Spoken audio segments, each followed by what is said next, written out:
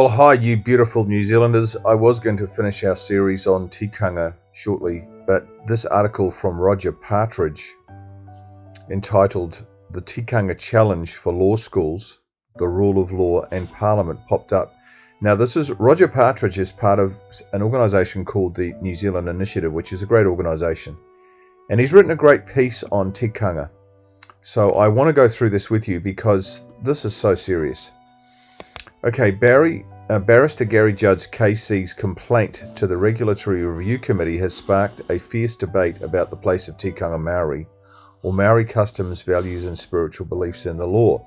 You know what amazes me about all of this? I've been listening to Sean Plunket, and I've been listening to Gary Judd and the Law Commission and Kylie Quince and other people. I'm amazed that we're even contemplating this, this has even got this far. I'm amazed, because this is like Zimbabwe. This is like a third world country bringing in voodoo into New Zealand law. And that we're even, this is even being taken seriously. It's amazing. Judd opposes the New Zealand Council of Legal Education's plans to make teaching Tikanga compulsory in the legal curriculum. Well, that's an understatement. Gary Judd's actually a bit of a hero for actually, somebody with a bit of clout bringing all this up. We need to just get behind him. AUT Law School Dean Kylie Quince derided Judd on social media as a racist dinosaur. Well, hello. Is that a racist comment or not? That's a massively racist comment. How come the media didn't pick up on that? Meanwhile, Deputy Prime Minister Winston Peters condemned the planned Tikanga requirement as woke indoctrination. Now, if there's one person in the country who's really got his finger on the pulse with what's happening with Maorification and co-governance and the Maori takeover of New Zealand, it's Winston Peters. But unfortunately, he's away too much in his portfolio as Foreign Minister.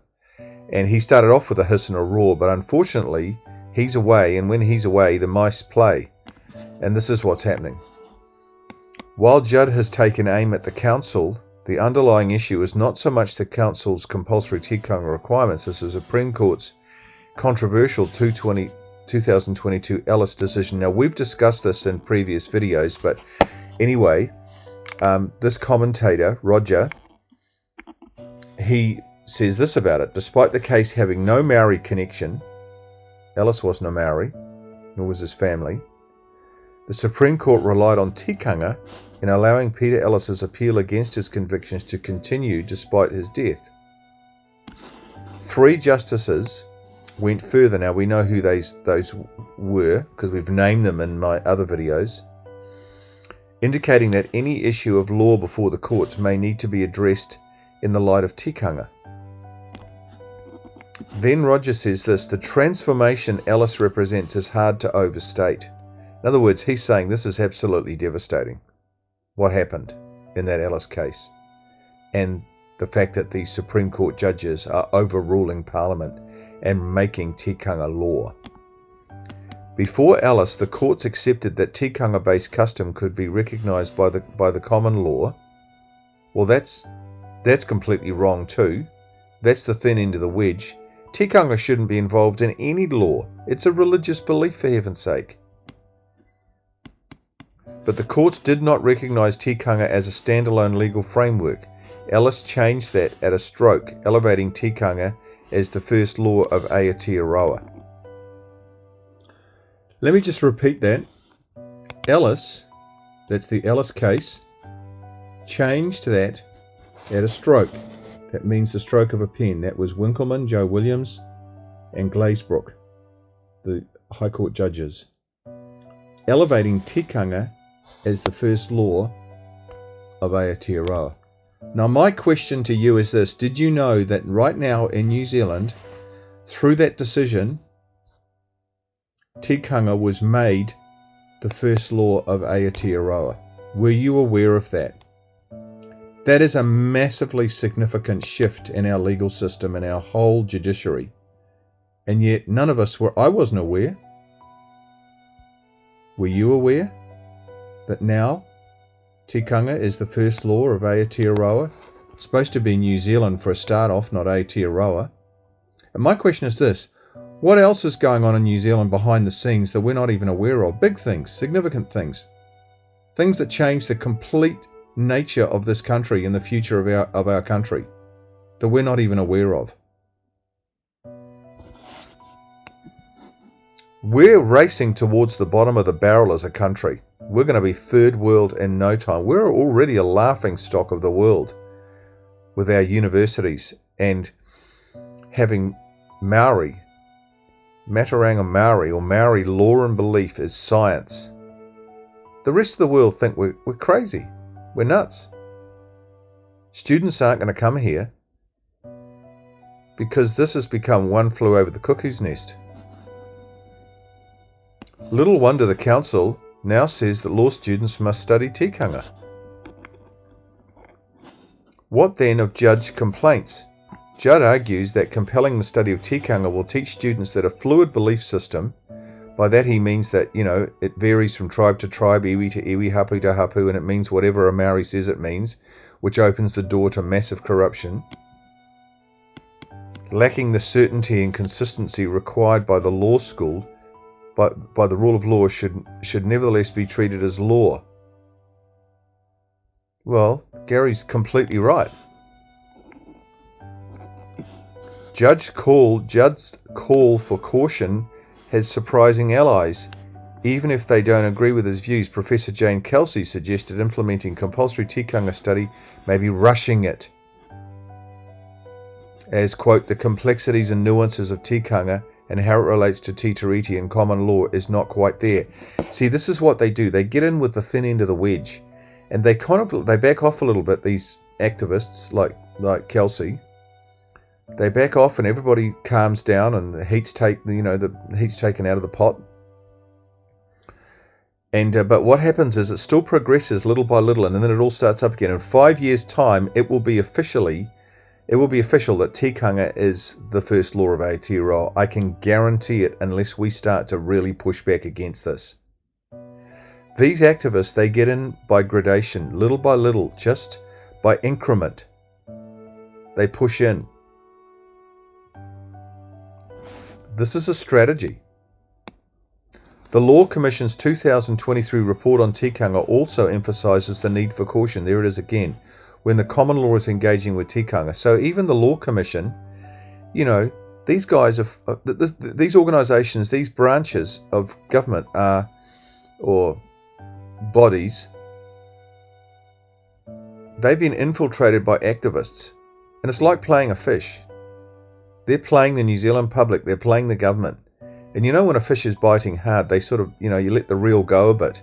You let the fish run a bit. And then everybody calms down.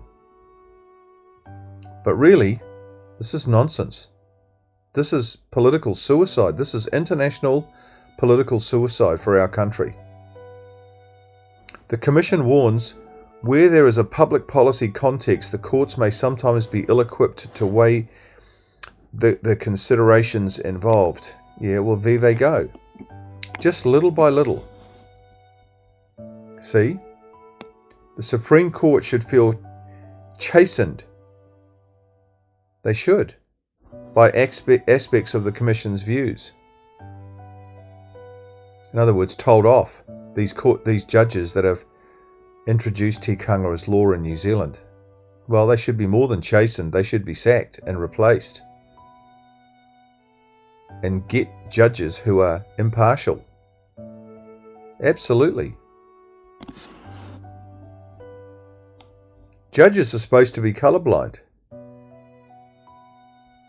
They're supposed to do what's best for the country, for people. These judges we have in now are activists. They're politically motivated. They should be gone. Despite the government asking the Law Commission in 2021 to advise Parliament on the proper place of tikanga in the law, can you believe that? The government. Shouldn't the government know that tikanga shouldn't even be entertained? What are they doing asking the Law Commission what they think of tikanga becoming law? Don't our politicians know? Haven't they got a brain? Don't they have wisdom? Seemingly not. The Supreme Court decided it knew better. In an area fraught with constitutional complexity, it barged in. That's what it did. That's what happens in a coup. People barge in with their ideological claptrap. The compulsory tikanga controversy is just one of the consequences. That's so true. We're seeing this everywhere. Compulsory courses for real estate agents, compulsory courses for medical practitioners and their staff, compulsory courses on MAORI for nurses, doctors, health workers, everybody. This is indoctrination. We're all being groomed for tribal takeover. Anybody who can't see that is an absolute fool, in my view, that there's a coup going on. Parliament has the means to restrain the Supreme Court's activist tendencies. It does. But you know what? The government we have at the moment, with Luxton and Potaka in there, and you need to read a piece that I wrote about the current situation with the National Party in the description below, including legislating to reverse the court's more aberrant decisions. However Parliament does this, the sooner it reins in the wayward Supreme Court, the better. Well said, Roger. Those of you who are watching this video, please can you do one thing? Can you send this video to everyone everywhere? All my videos, get them out. We need to get New Zealand aware of what the heck is going on, and the mainstream media is working against us. The mainstream media is working with the activists, with those who are wanting to take over New Zealand. And so we have to go around the mainstream media because it's completely corrupt. Okay, see you tomorrow.